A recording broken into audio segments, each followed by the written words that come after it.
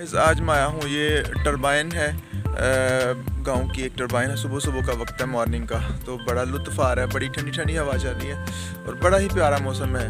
बाहर का तकरीबन अभी तक मौसम है बाहर का।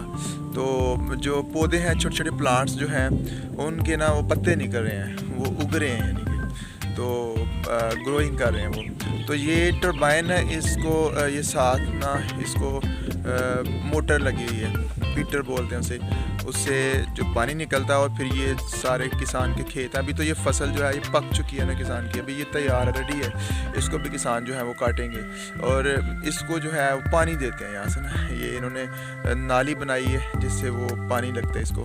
तो बड़ा ही ज़बरदस्त खूबसूरत माहौल देखें गाँव का।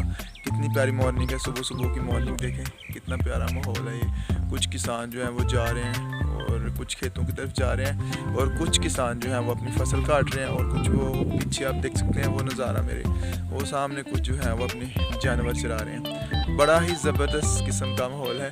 तो गाइज़ आपको भी बड़ा